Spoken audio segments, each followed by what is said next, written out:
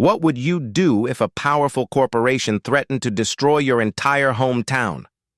Imagine receiving a letter telling you that your home, your family's history, everything you've ever known will be bulldozed for a luxury resort. This isn't a hypothetical nightmare. It happened to the 2,000 residents of Heritage Harbor. These corporations had the money, the political connections, and they had already started construction. It seemed like the end. But what these corporate giants didn't know was that this small coastal town was sitting on something far more valuable than waterfront property, a colonial-era maritime law that was about to turn the tide completely.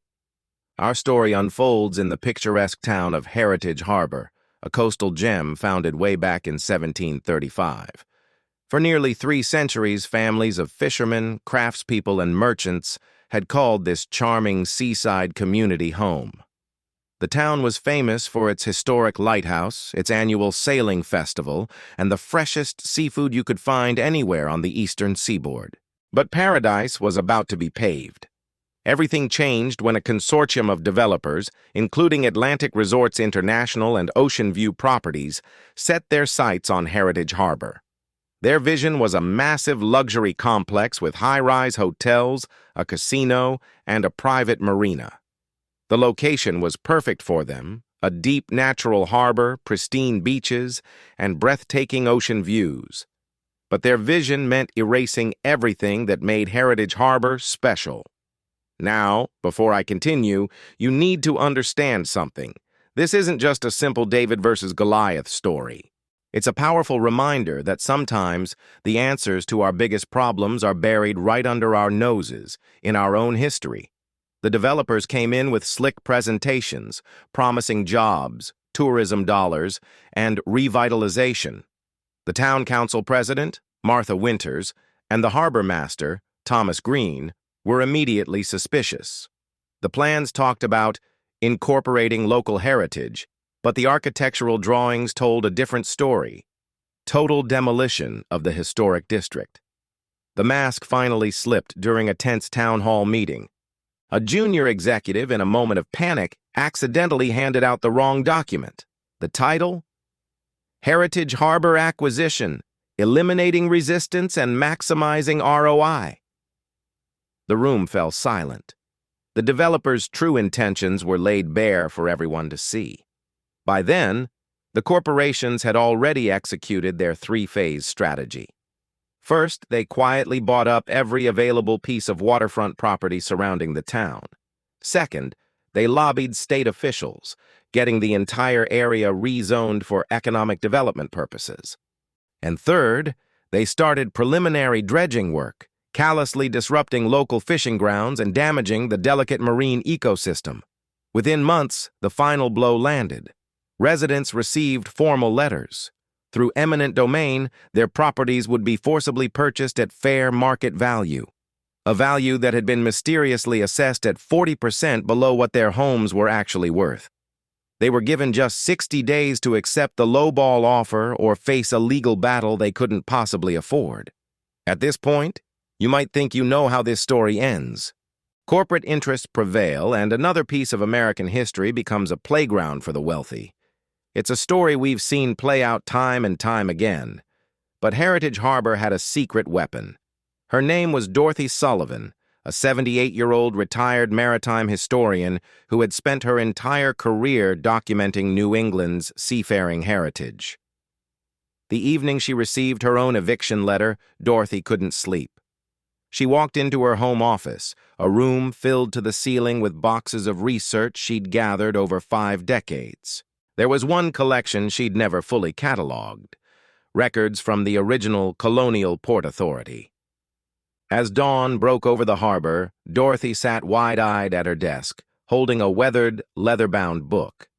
Inside was the 1735 Port Establishment and Maritime Rights Charter. And tucked away in its centuries-old script was a peculiar clause that no one had referenced in modern times. It read, "These waters and shores, being essential to the livelihood and governance of Heritage Harbor's citizenry, are hereby established as a common maritime trust, inalienable from the townsfolk and their descendants in perpetuity. No foreign interest nor distant authority may claim dominion over these waters without unanimous consent of the Harbor Council.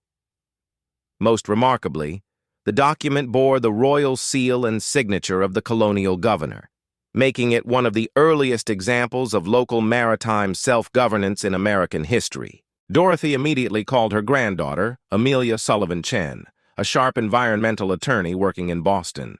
Amelia's face on the video call was a mix of shock and excitement. "Grandma, this is..." That heavyweight was Professor James Abernathy from Harvard Law School, a leading expert on colonial-era property law. When Amelia sent him images of the charter, he replied within hours.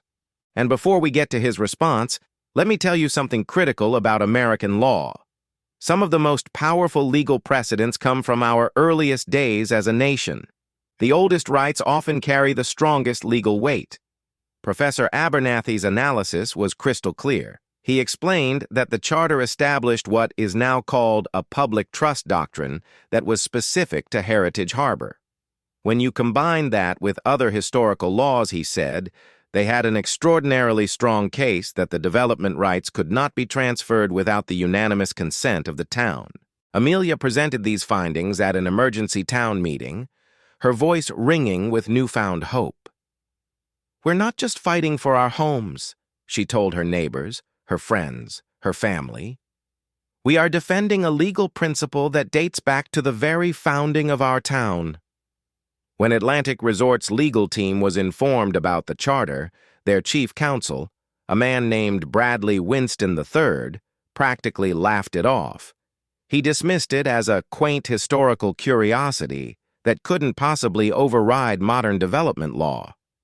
Amelia's response was simple, direct, and promised a fight. "See you in court, then." The lawsuit, Heritage Harbor Citizens Trust versus Atlantic Development Consortium, became a national flashpoint. It was a battle between corporate power and community rights, but with a twist.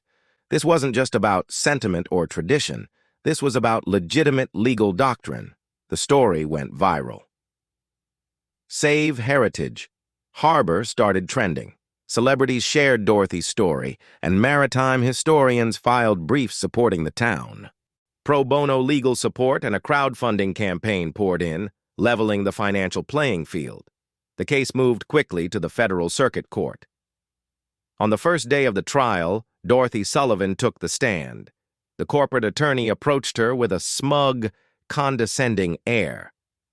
"Miss Sullivan," he began, "are you seriously asking this court to halt a multi-billion-dollar development based on some ancient fishing rules you found in your attic?" Dorothy adjusted her glasses, looked him dead in the eye, and without missing a beat, replied, "Young man, I'm asking this court to uphold the rule of law. Age doesn't diminish legal validity. If anything, it strengthens it. These aren't fishing rules. This is the founding charter that established our town's right to exist." After 6 tense weeks, Chief Judge Eleanor Simmons delivered the verdict. The court finds that the 1735 Maritime Charter constitutes a binding public trust doctrine specific to Heritage Harbor.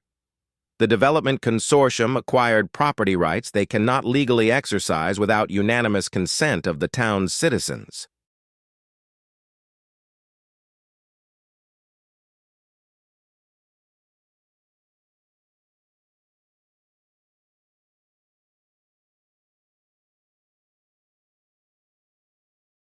Today, Heritage Harbor is thriving. Instead of high-rise hotels, the town established a maritime heritage zone, balancing preservation with sustainable tourism. The old Port Authority building is now the Sullivan Maritime History Center, where the famous charter is displayed for all to see. This incredible story reminds us that sometimes our greatest strengths lie forgotten in our own heritage. The next time someone tells you that you're powerless against huge forces, remember Heritage Harbor, where an elderly historian, a forgotten document, and a community's determination changed the course of history. Because in America, the law still matters. Ancient rights still hold power, and sometimes the little guy can still win. Thanks so much for watching. If this story inspired you, please hit that like button, subscribe to our channel, and share this video. Let's spread the word that history isn't just in the past. It's a living force that can shape our future.